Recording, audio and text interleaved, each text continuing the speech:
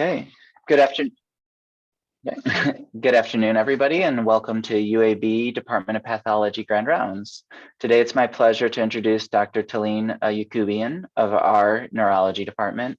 Dr. Yacoubian started her training as an undergrad in biochemical sciences at Harvard before moving to Duke to complete both a Ph.D. in neurobiology as well as her MD. She then went back to the Boston area to complete residency and fellowships at Mass Gen and Brigham and Women's Hospital, where she further specialized in movement disorders, which she's continued on throughout her career. In 2006, she continued this interest with an additional fellowship here at UAB, and we were very fortunate to retain her first as an instructor, and then she really just took the ground running and rose quickly through the ranks and is now the John A. and Ruth R. Gerenico Endowed Professor in Neurology. She has served many other roles. I'm not going to go through all of them, but I do want to highlight that as of last year, she is now the director of our MSTP program. Her primary research area is in understanding mechanisms underlying Parkinson's disease, in addition to several other neurodegenerative disorders. And she does this at both the clinical and basic research level, really highlighting that true clinician scientist role that she serves as a mentor as well. She has extensive teaching and mentoring portfolio as well. She has an impressive 8 listed active grants, including PI and an RO1 and an RF1. I had to look that one up. I hadn't seen that before, so congrats on getting that. And several other COI. And I think where it really highlights her ability to take the basic research to the clinical realm, she's also involved in several active clinical trials, really putting her science to action. She has over 30 publications and several book chapters, and I would go on, but I don't want to embarrass her, take up too much of her time, so I will hand the mic over as she tells us about 14-3-3s as regulators of alpha-synuclein spread. So thank you, Dr. Yacoubian. Well, thank you, Adam, for that kind introduction, and thank you for the invitation to speak to you guys today. Today, what I'm going to be talking about is a long-standing project in my lab, which is understanding the role of 14-3-3 proteins in Parkinson's disease. I've been interested in these proteins ever since I was a fellow many years ago, and I hope today that I'll convince you that these proteins are critical regulators of alpha-synuclein, which is the key protein that aggregates in Parkinson's disease. In terms of disclosures, I do have a US patent on the use of 14-3-3s in neurodegeneration, but sadly I have made no money off of this, at least to date. So to start off, just wanted to give a brief overview of Parkinson's disease. Most of you probably know that Parkinson's disease is the second most common neurodegenerative disorder, and it's becoming a major public health issue with the aging of our population. The prevalence of this disorder is expected to double in the next 2 decades. Back when I was in medical school, I was sort of taught that this is a motor disorder. And the key sort of features of this disorder at the time was a resting tremor, bradykinesia or slowness of movements, rigidity, and then gait imbalance. Now, over the last 15 years or so, we recognize that this disorder causes much more than motor symptoms. Patients will have a lot of autonomic dysfunction, including issues with blood pressure control, urine and bowel dysfunction. Patients will have sleep disorders, and probably one of the first features of this disorder is REM sleep behavior disorders. Patients will have anxiety and depression, and it's not because they are depressed about having a chronic neurodegenerative disorder, but areas of the brain regulating mood, like the raphe and the locus coeruleus, are also areas that have pathology in Parkinson's disease. And then finally, one of the biggest issues with this disorder is cognitive dysfunction leading to ultimate dementia. The reason that led me to movement disorders is I really like taking care of patients with Parkinson's disease. We do have a lot of good therapies, medications that target the low levels of dopamine levels that can help regulate the sort of motor dysfunction.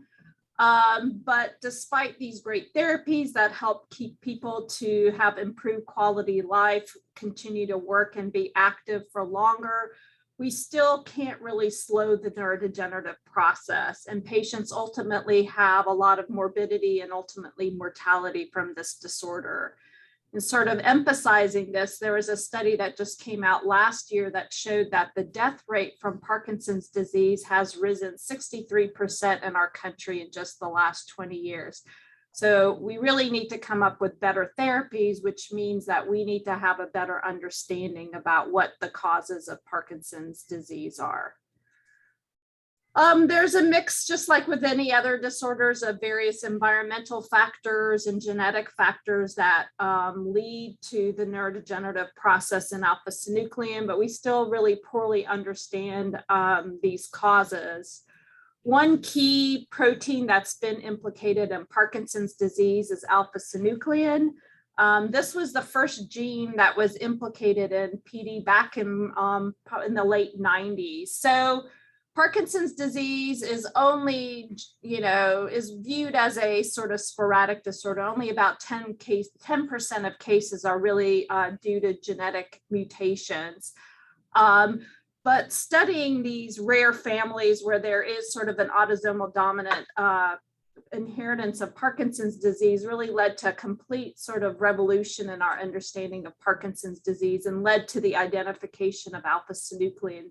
So there are rare families that either have point mutations, duplications, or triplication of the synuclein locus, and these sort of lead to an autosomal dominant form of Parkinson's disease.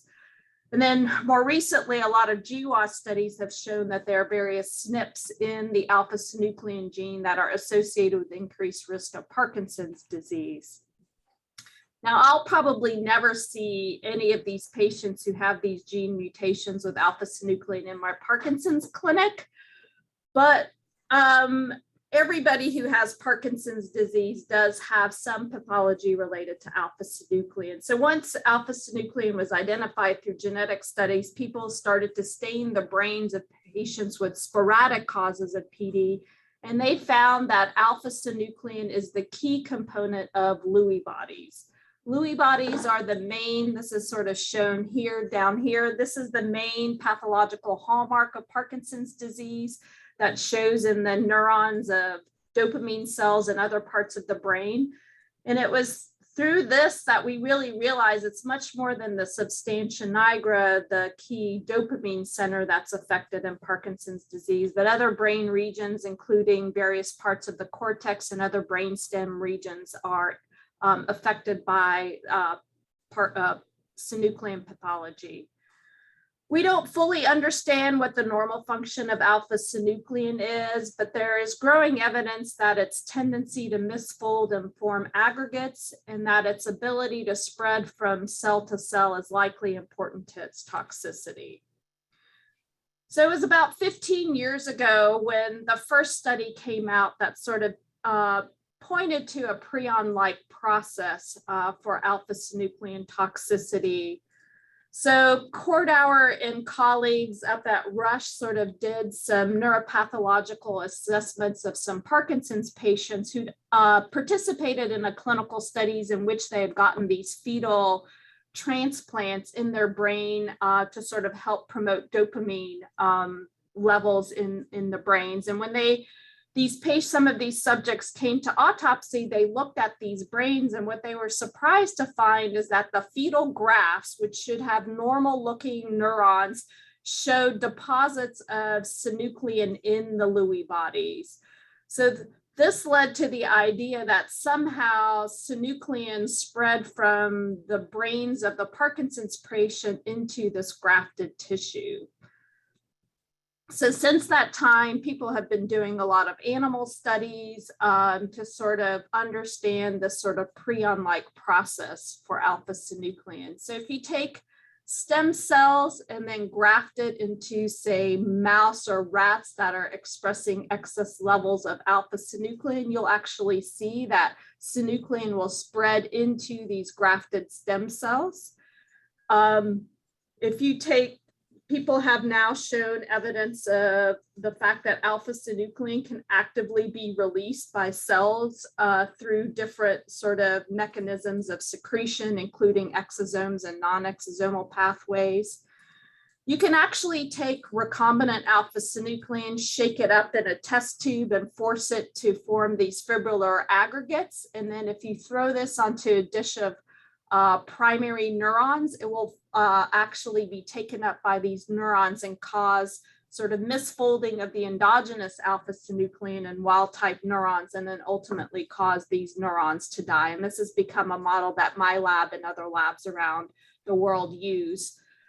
You can actually take these synuclein fibrils, stick it into the brains of mice or rats, and that will cause misfolding of the endogenous synuclein and then ultimately cause neuronal loss. And then probably the most exciting data suggesting that, you know, there's a theory in the field that at least for some patients with Parkinson's disease, the pathology may actually start down in the gut and then spread up to the brain. You can take alpha-synuclein fibrils, inject them into the gut of mice or rats, and then actually see ultimately the spread of the synuclein pathology up into the substantia nigra and other brain regions that can be then disrupted through vagotomy. So, you know, the field is sort of beginning to accept that the spread of synuclein from neuron to neuron is probably critical to its toxicity. And I sort of view as there being three sort of key cellular processes that are important for spread. One is that neurons have to actively secrete synuclein. Two, surrounding cells, including neurons, and maybe, you know, there's evidence growing for immune cells in this process also, have to take up this released alpha-synuclein. And then once this misfolded synuclein gets taken up by a neighboring neuron, there needs to be sort of this misfolding or templating of the endogenous alpha-synuclein to be taken up into these aggregates and allow this process to spread. So all of us sitting here have tons of alpha-synuclein in our brain. It's one of the highest expressed brain proteins, and most of us don't go on to develop Parkinson's disease. So there must be some normal mechanisms that we all have that sort of prevents this sort of pathological spread. And so what my lab has really been working on is this global hypothesis that 14-3-3 proteins may be one of those key factors that sort of prevents this misfolding and spread of alpha-synuclein. So what are 14-3-3? So these are a highly conserved protein family that was isolated back in the 60s from cow brains. They're highly conserved. You find them in yeast and all the way up into humans. In humans and mammals, there are 7 isoforms. The one that we study the most in our lab is this 14-3-3 theta isoform. In and of themselves, they do not have any intrinsic enzymatic activity, but they mediate their effects in the cell through protein-protein interactions. They form either hetero or homodimers, and then they can either bind with 2 different ligands to bring them together to interact, or they can bind one protein ligand, cause a conformational change that then either affects the protein stability, the subcellular localization, or the enzymatic activity of the interacting protein. And it's through these protein-protein interactions that they can regulate many different cellular functions, from protein trafficking to cell survival to axonal and dendritic growth, among many other things. In terms of Parkinson's disease, 14-3-3s have been shown by various groups to interact with key players in PD, including alpha-synuclein. They co-localize in Lewy bodies with alpha-synuclein. They also interact with parkin, which is a protein that is causal for young onset autosomal recessive forms of Parkinson's disease. And then they're a key interactor with a kinase called LRRK2. Mutations in LRRK2 are the most common genetic causes of Parkinson's disease. And my group and others have shown that 14-3-3s can actually reduce LRRK2 kinase activity, which is thought to be critical to the genetic mutations that cause Parkinson's disease. So 14.3.3s just in their normal functions are known to regulate protein secretion and have chaperone functions. So that's what led my group to hypothesize that they may be able to block this alpha-synuclein spread.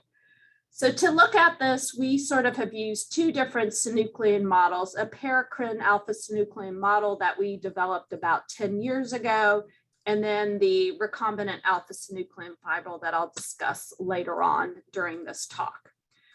So this Paracrine model involves a dopamine-producing neuroblastoma cell line called M17 that we genetically modified to induce human alpha-synuclein overexpression with doxycycline treatment. So once these cells are treated with doxy, you get an overexpression of alpha-synuclein. Some of this alpha-synuclein is actively released into the conditioned media.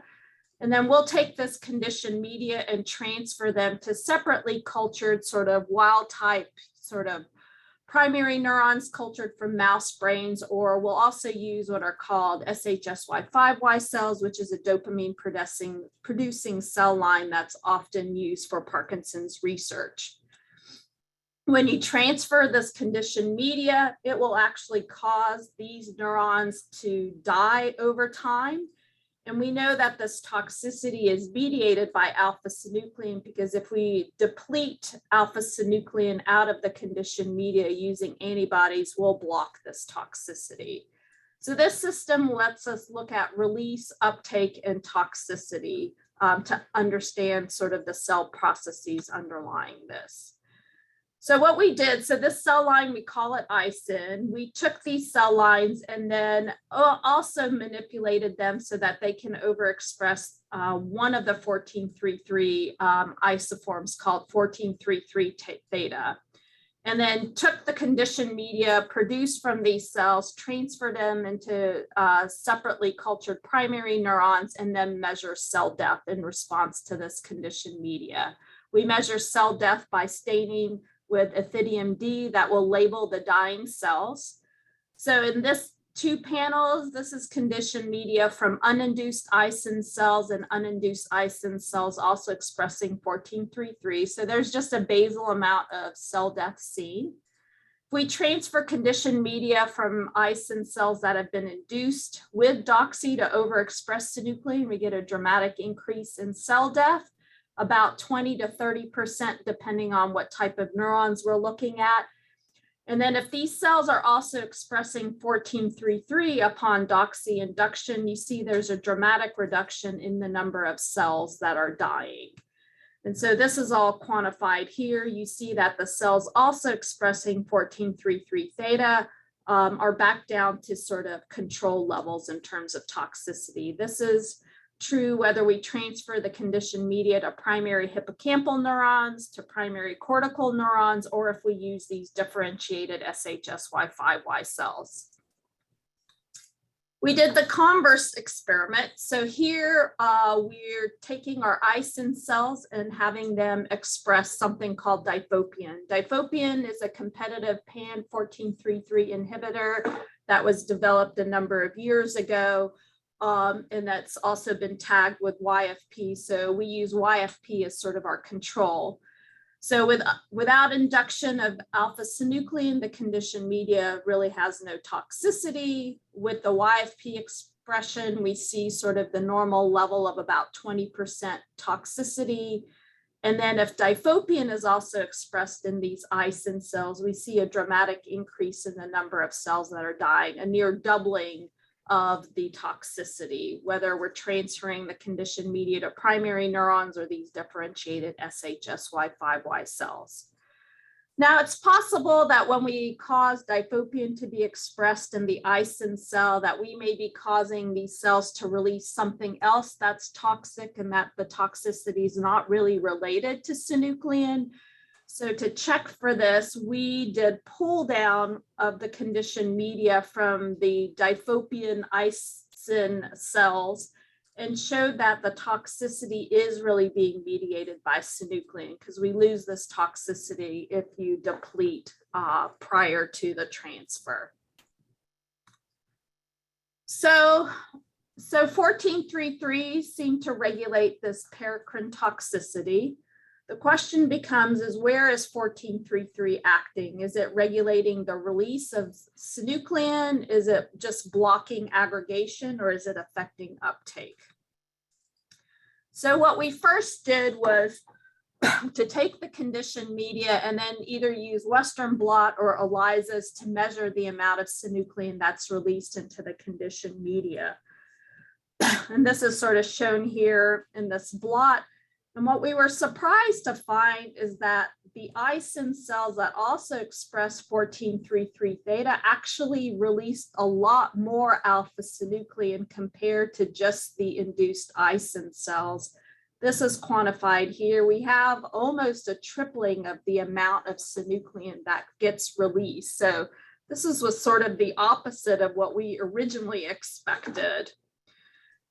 We did the converse experiment where, we inhibited 1433s with Difopein. We also did a knockdown experiment where we knocked down 1433 theta specifically. And in both cases, what we saw is that this manipulation or inhibition of 1433 actually reduced the amount of synuclein being released into the conditioned media. So based on this, over 1433 overexpression was protective, but paradoxically, we actually increased the amount of alpha-synuclein being released. So clearly this protective effect wasn't being mediated by the total amount of alpha-synuclein that's being released. So we then started to look at, well, what actually happens to 1433s in the system? Is 1433 also being released into the conditioned media, and does it interact with synuclein in this culture system? So we measured 1433 in the conditioned media in cells that were overexpressing 1433 theta. And perhaps not surprisingly, there's a lot more 1433 that gets kicked out into the conditioned media when you overexpress 1433. In the case of Difopein expression, here we're not knocking down the total amount of 1433 theta. The amount of 1433 theta in the lysate is consistent when Difopein is expressed, but Difopein or 1433 inhibition seems to prevent the release of 1433 in the conditioned media. We then wanted to see if the amount of synuclein bound to 1433 changed in the conditioned media. And so we did some co-immunoprecipitation. We pulled down synuclein out of the conditioned media and then probed to see how much 1433 was co-immunoprecipitated. And when we do this from the 1433 overexpressing aSyn cell lines, you see that there's a dramatic increase in the amount of 1433 that's bound to synuclein. Whereas when Difopein is expressed, there's a dramatic reduction in the amount of 1433 that is bound to synuclein. So this led us to asking the question, if 1433s are complex with alpha-synuclein in the conditioned media, then perhaps how 1433s are protective is that they're actually regulating the folding conformation of alpha-synuclein in the conditioned media. So, monomeric synuclein is not thought to be toxic. It's thought that it's when it starts to form various oligomeric or aggregative species, that is what mediates the toxicity of alpha-synuclein. So as a first step to try to look at what type of monomeric versus oligomeric forms of alpha-synuclein are being released in our conditioned media, we turn to a split luciferase complementation assay in conjunction with our collaborator, Pam McLean at Mayo Clinic. So this assay takes a N-terminal of luciferase that's sort of fused to alpha-synuclein, or alpha-synuclein that's fused to the C-terminal end of luciferase. If you express these in these cells, if synuclein is aggregating or binding to itself, it will bring the N-terminal and C-terminal of the luciferase construct together, and then you can measure this through luciferase activity. So we took these constructs, expressed them in our cells with 1433, and then measured luciferase activity in the conditioned media. And what we found is that when 1433 is expressed, there is a reduction in the amount of luciferase activity, suggesting that 1433 is preventing oligomerization of alpha-synuclein in the conditioned media. Whereas when Difopein is expressed, there is an increase in this luciferase activity, suggesting that this inhibition of 1433 is allowing for synuclein to oligomerize in the conditioned media. We've sort of confirmed this using size exclusion chromatography.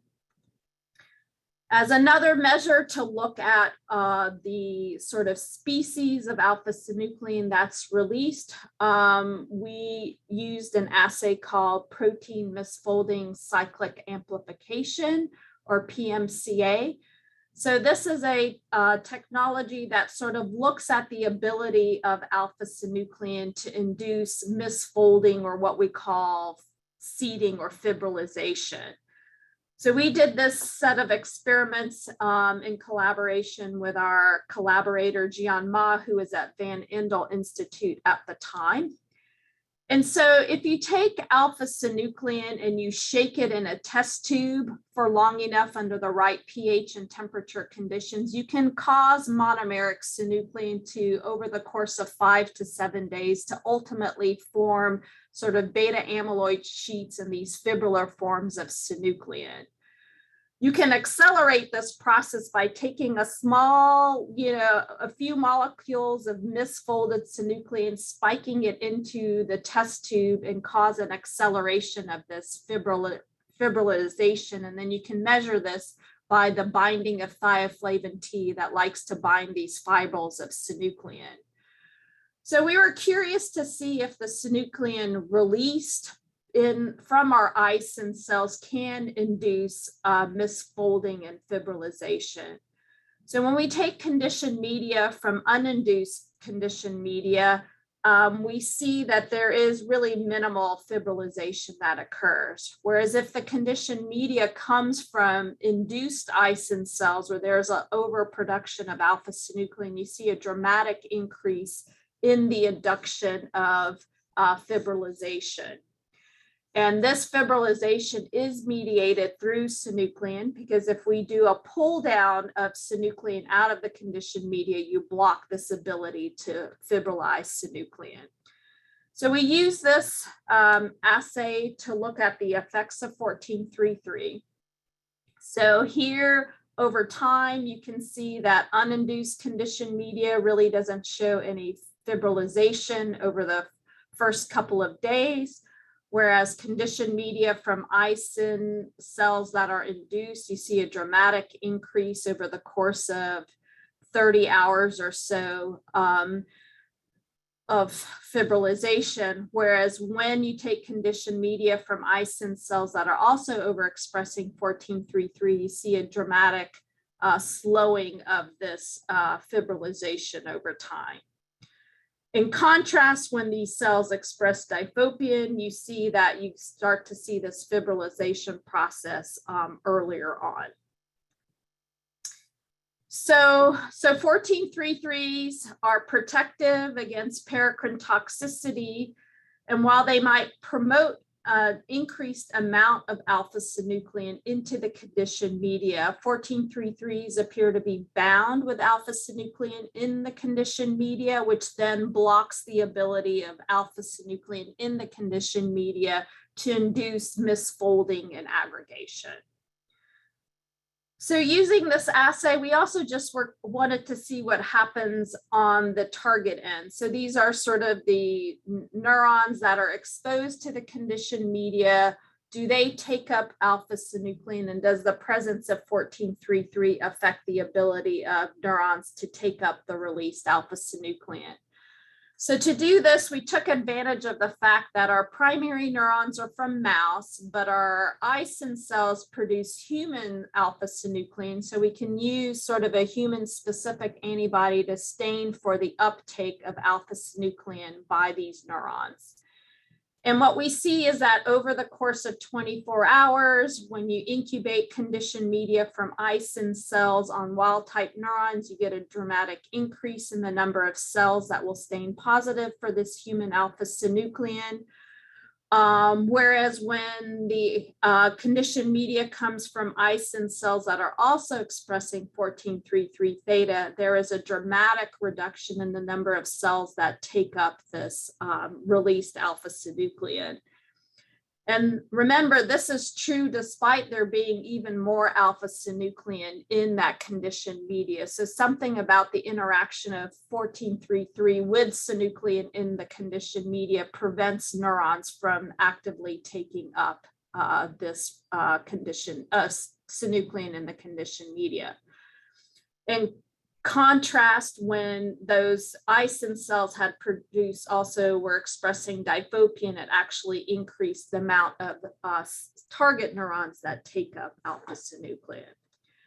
So in summary, 14.3.3s promote the release, but what gets released is complex with 14.3.3, and the synuclein in this conditioned media is less likely to be taken up by neurons and less likely to induce seeding.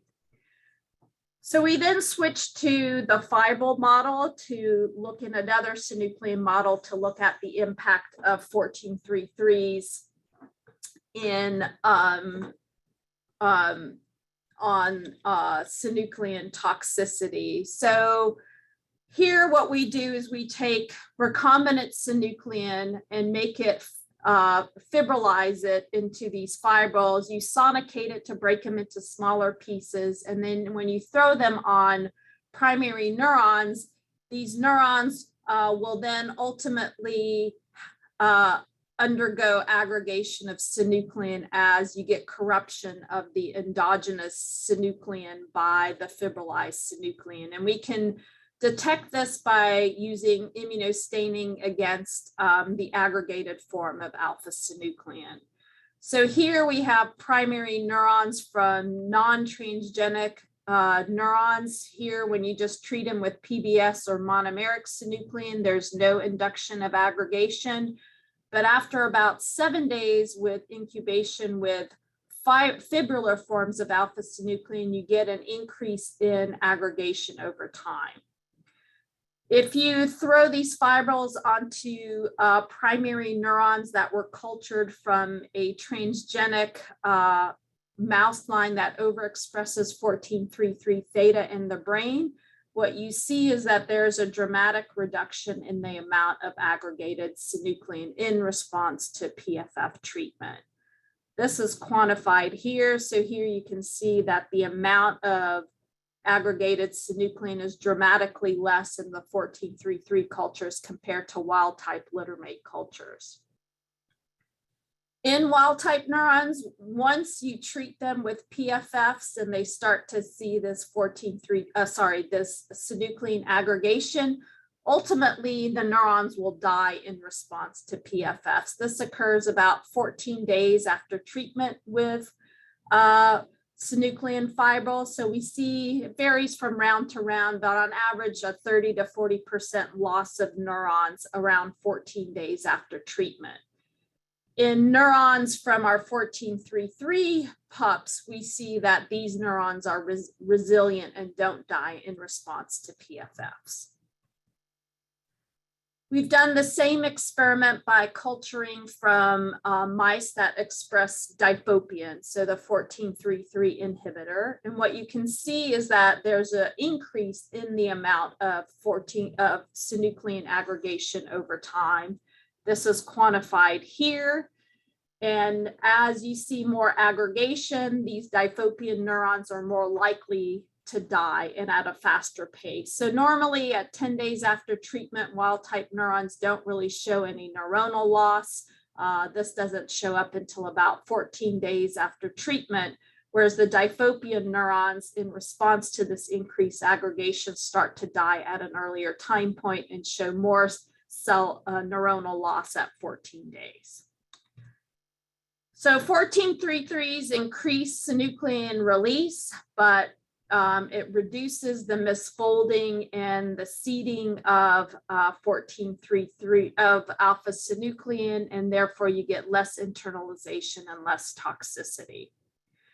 So all of this that I've shown you so far has been done in culture. What we wanted to see is, would 1433s have an effect in living animals? So we then turned to the in vivo fibril model. So as I briefly mentioned before, you can take recombinant synuclein fibrils, inject them into the brains of mice or rats, and it will ultimately induce sort of aggregation in the brains of these mice, and then ultimately neuronal loss. And you can actually see some behavioral deficits. These mice don't really show much motor deficits like you see in Parkinson's disease. The key behavioral change is what we call a social dominance defect. So this is mediated by aggregation and loss of neurons in the amygdala and in the prefrontal cortex, which are areas that are also affected in Parkinson's disease. So we took our 1433 transgenic mouse line. So here, this is a mouse that expresses 1433 at higher levels in the cortex and in the amygdala, injected them with PFFs versus the wild type littermates, and then did these sort of behavioral and sort of pathological assessments at 2 time points after injection at 3 and 6 months. And so what we first saw is that the expression of 1433 did reduce the social dominance defect in these mice.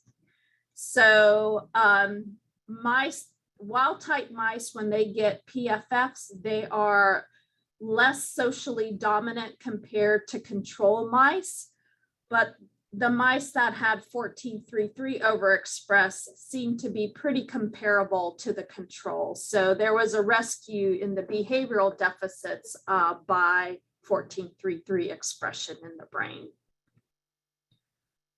In contrast, when we injected PFFs into mice expressing Difopein in these brain regions, we saw that the Difopein accelerated this social dominance behavioral defect. So normally at 3 months post PFF injections, the wild type mice do pretty well compared to controls. They don't really show this social dominance defect until about 6 months after injection, once you've had sufficient amount of neurons to die.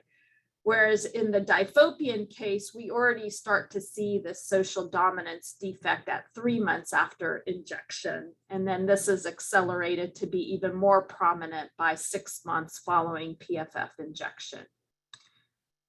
We next looked at the impact of 1433s on aggregation. So this is our 1433 theta overexpression line in the wild type littermates. So here we see the overexpression in the cortex and in the amygdala. This mouse doesn't show any 1433 overexpression in the substantia nigra, those dopamine neurons that are affected in Parkinson's disease. So you can stain for the aggregates using antibodies against synuclein. And here you can see that normally you see a peak amount of aggregation around 3 months after injection. See a huge burden of aggregates in the cortex, in the substantia nigra, pars compacta here, and then in the amygdala in the wild type animals. In contrast, the mice expressing 1433, there's a dramatic reduction in the amount of aggregates that we see at 3 months following injection in the cortex and in the amygdala. And this is what's quantified here.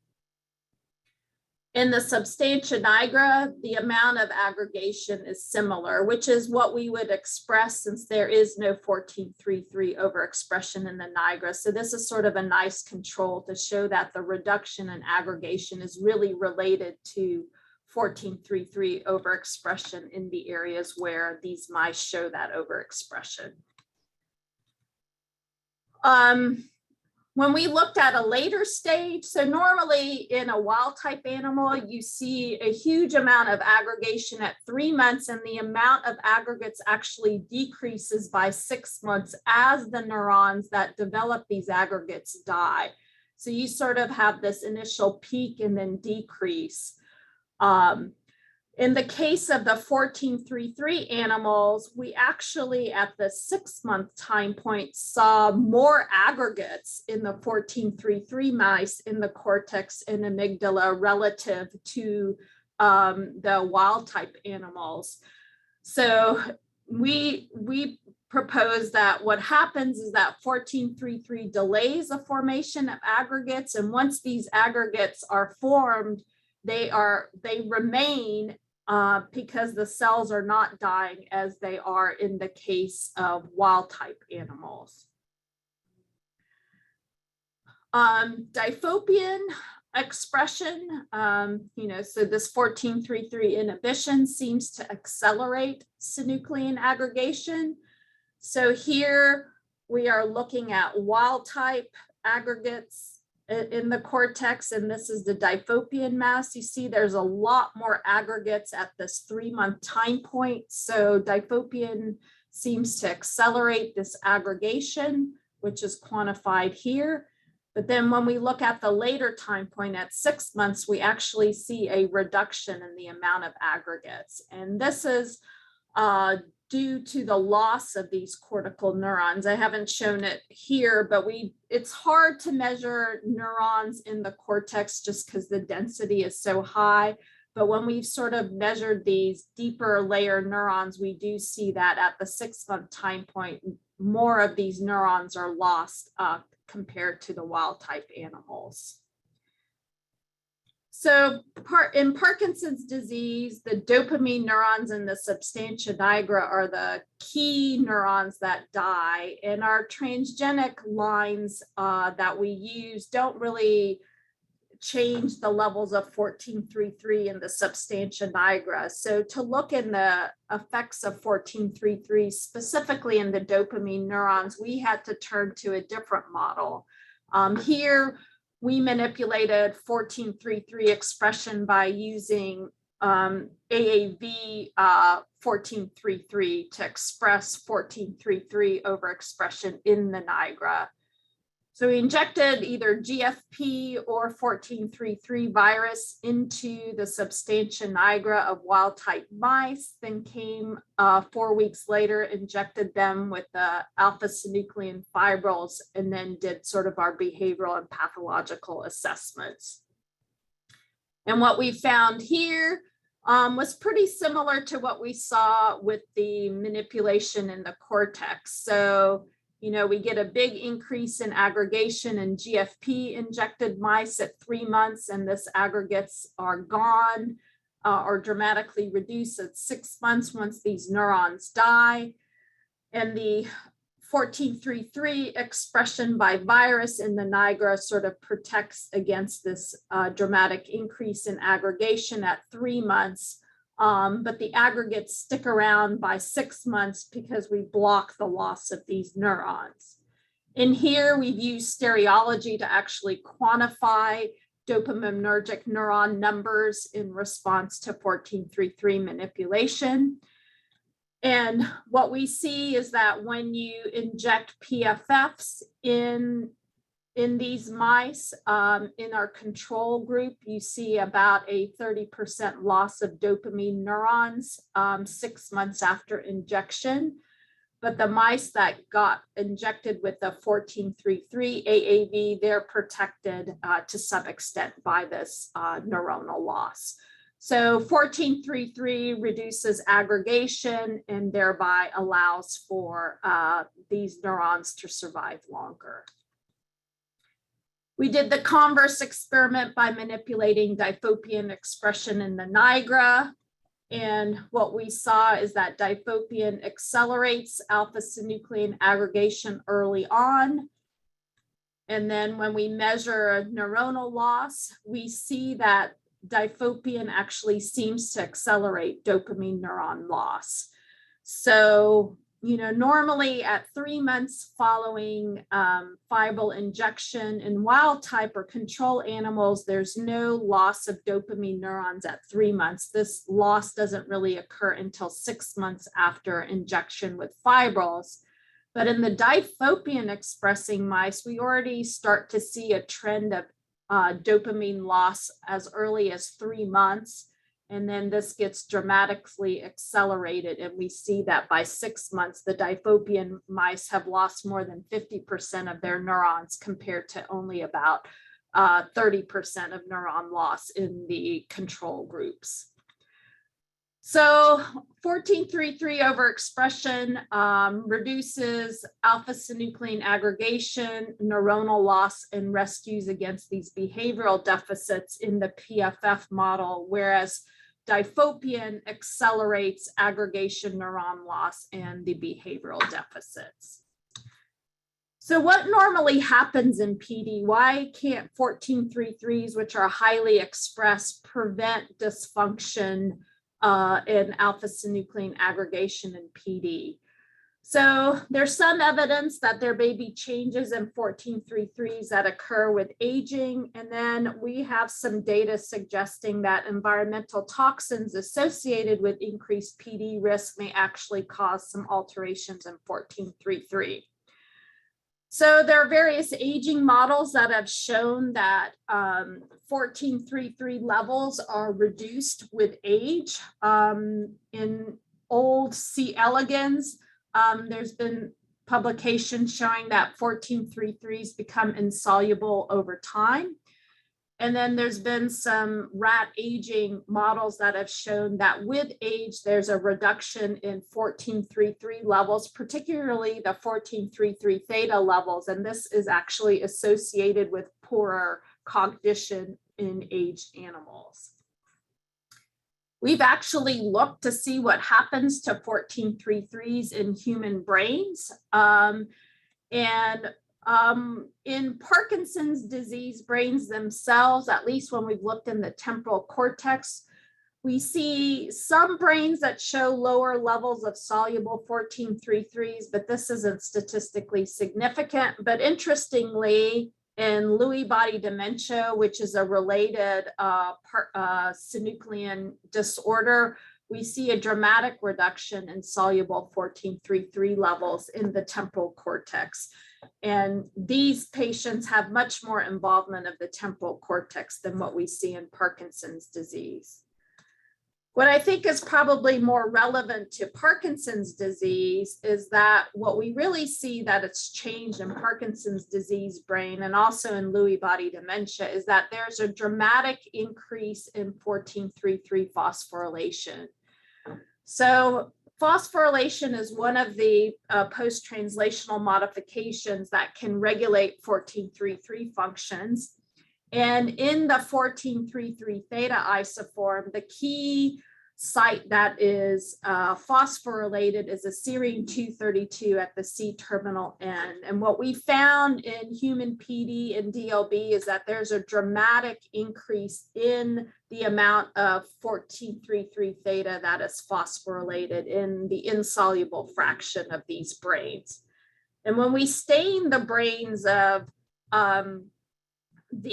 Parkinson's patients with a phospho 1433 antibody, we see this sort of, in general, this diffuse sort of neuropil staining, which is where the typical presence of 1433 is, but we get the super intense dark staining of neuritic-like structures and neurons that look like they're in the process of dying that sort of resemble some of the protein aggregate pathology that you can see in Parkinson's disease brain. So this phosphorylation may be really associated with pathological findings.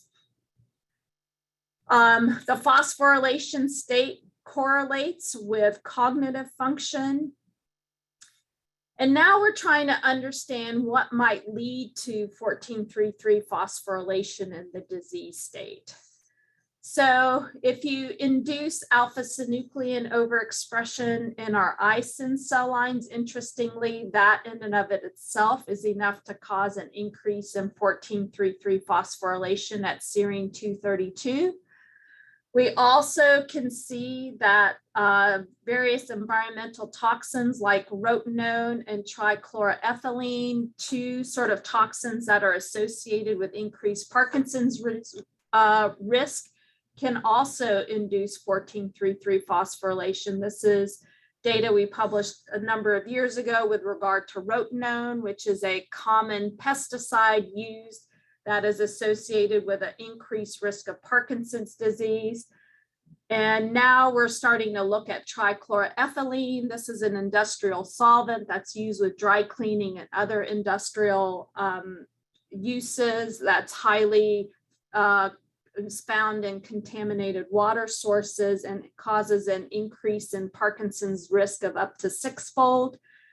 And when we treat cells with trichloroethylene, we see a dramatic increase in 14:3:3 phosphorylation in cell culture and also in rats that have been treated with TCE. So based on this data, we sort of are now have this model where environmental toxicants like TCE and rotenone may cause some oxidative stress that triggers increased 14:3:3 phosphorylation. And then this disrupts the ability of 14:3:3 to regulate synuclein misfolding, which then ultimately leads to the neurodegenerative process. So this is what my lab is currently focused on, and we're looking at this in our Paracrine and fibril models. So as some first set of data that we now have, we took our aSyn Paracrine model and manipulated 14:3:3 expression with either wild type or with two different phospho mutants. We have a serine mutated to an alanine to prevent 14:3:3 phosphorylation at this site. And then we made a phosphomimetic mutation where we mutated the serine to an aspartic acid that looks like a phosphorylation to mimic phosphorylation at this site, and then looked at the impact on the paracrine toxicity. And as expected, aSyn induced conditioned media induces toxicity. When you express either wild type 14:3:3 or the alanine mutation, these are protective against aSyn toxicity, whereas the phosphomimetic mutant S232D lacks a protective effect. And these toxicities are being mediated through synuclein, as we show here by immunodepletion.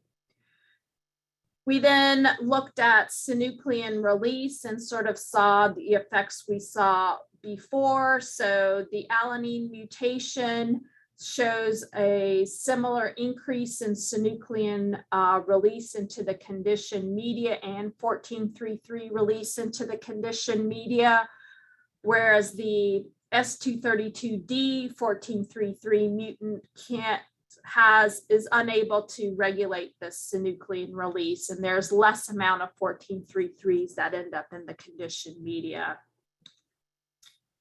We've then looked at the impact of this S232 phosphorylation on binding to synuclein. So here we've done some pull down against synuclein and then probe for 14:3:3 co-immunoprecipitation. And so what we see is that both wild type and the alanine show similar ability to bind and be pulled down with alpha-synuclein, whereas the aspartic mutation seems to be unable to interact as well with alpha-synuclein. And this translates into the conditioned media. So when we look at pull down from the conditioned media of what's released in the conditioned media, we see good interaction of both the wild type and the alanine mutated forms of 14:3:3 with synuclein in the conditioned media, whereas the presence of this D mutation blocks the ability even of the endogenous 1433 to interact with synuclein. So based on this, we think what the phosphorylation site does is it prevents 1433 from interacting with synuclein, and thereby this will allow synuclein to misfold and cause toxicity. And we're now starting to do some experiments to look at oligomerization of the synuclein in the conditioned media. We've also created a new conditional 1433 S232 phosphomimetic knock-in mouse model, and are now doing some fibril experiments here. And here's some preliminary data showing that this on top here is our Cree controls, where we see normal amount of aggregation in response to fibril or treatment.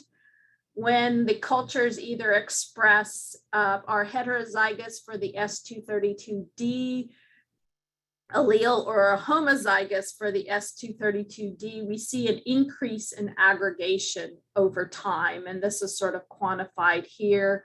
We're now measuring neuronal loss, and we've only done this one time so far, but the neurons expressing the S232D mutation seem to be an increased amount of cell loss compared to the Cree control neurons. So our future directions, we're now wanting to look at the impact of this S232D mutation in vivo. So we've injected some of our Cree expressing S232D mice with PFFs and looking at aggregation in vivo and the effects on behavior. Another important question is, what are the kinases that may actually regulate 1433 phosphorylation? So we have some data suggesting that casein kinase 2 may be one of those kinases involved, but we're starting to do some kinomics experiment to do an unbiased approach to try to understand what might be those key kinases.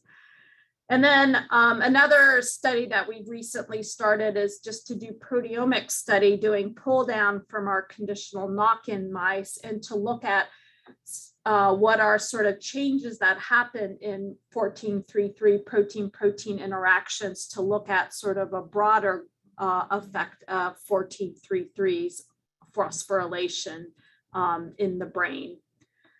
So I hope to have convinced you that 1433s are important regulators of the spread of alpha-synuclein from cell to cell, and that 1433 phosphorylation may be the key event that occurs in Parkinson's disease to lead sort of to the misfolding of alpha-synuclein.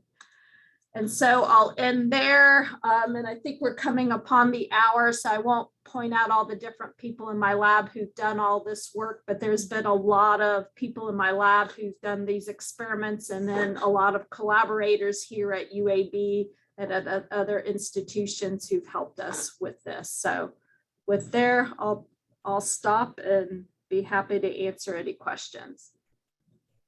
Great, thank you. That was both comprehensive and very thorough. I love your focus on the molecular biology, like taking it from phenotype all the way down to individual phosphorylation sites. We wait for other people who might have questions. I have a few. I guess the first one that pops to mind is my introduction to 1433 was in heart failure. And I wonder what your thoughts are on other organs when you're targeting some of these pathways, because obviously you're focused on the brain. Have you looked at other organs, and how common is other organ damage in Parkinson's patients?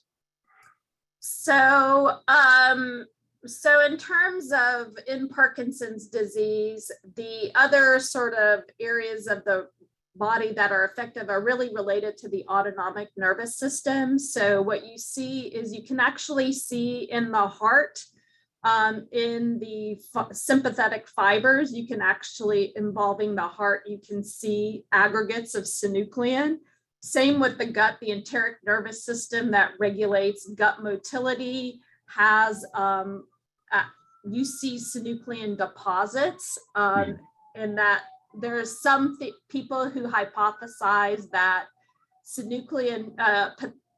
Parkinson's disease may actually start in the gut, that there might be environmental toxins or microbiome changes that are occurring in the gut that then lead to misfolding of alpha-synuclein into the enteric nervous system, and then synuclein pathology can spread potentially through the vagus nerve. Other people will say that maybe it's sympathetic fibers going up to the brain can be affected. And so patients with Parkinson's disease have gut motility issues, big problems with constipation that often predates the neurological symptoms. And then there are some changes in sort of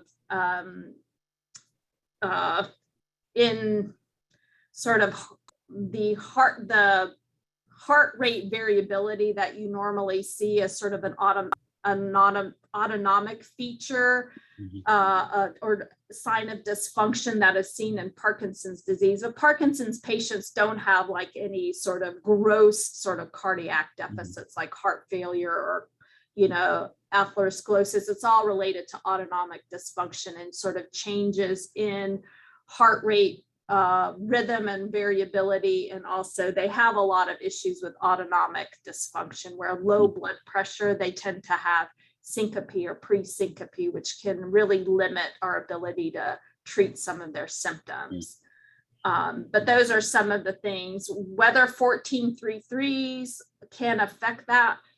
We have tried to do, one of the students in my lab, Jay, has tried to stain the gut of rats to see how much 14-3-3 is found in the neurons, in the enteric neurons of the gut. There seems to be some 14-3-3 there, but whether that may regulate the spread of synuclein up to the brain, we still don't know. Something that we sort of piloted, but don't really have any answers yet. No, that was very helpful. Thank you. We are after the hour, but Dr. Chen, I see you turned on your camera. Did you have a question? Yes. Nice lecture and very interesting. I just want to know about S232 phosphorylation. I know the 14-3 is pretty ubiquitous, but have everybody somebody did the expression? The staining of the phosphor form in different tissue, probably follow up to the first question. Is in the gut, in the brain, like any comparison, or some places may not have that phosphorylation site.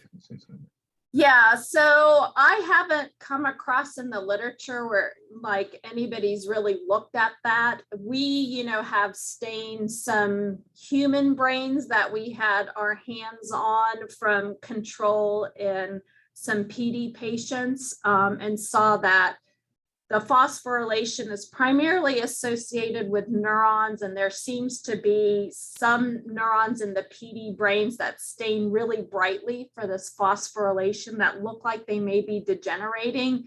But yeah, it'd be really interesting to see the phospho patterns elsewhere. We have tried in the gut once or twice, but we're still tweaking that staining to see if we might see any phospho staining, at least in the enteric nervous system. And also, I think you are already doing that. I think identifying, the kinase that is responsible for phosphorylation, I think that would be very interesting. Yeah, that's really like, I have Sanders as a MSCP student in my lab, and that's what his thesis is really focused on. So we're getting ready to do some kinase chip assays to do an unbiased approach to identifying what might be those critical kinases. We assume it's a kinase, it could be a phosphatase. Maybe it's an inhibition of a phosphatase that's occurring. So, but yeah, that's, because then that would lead to something that's much more targetable, because 14-3-3s are ubiquitous.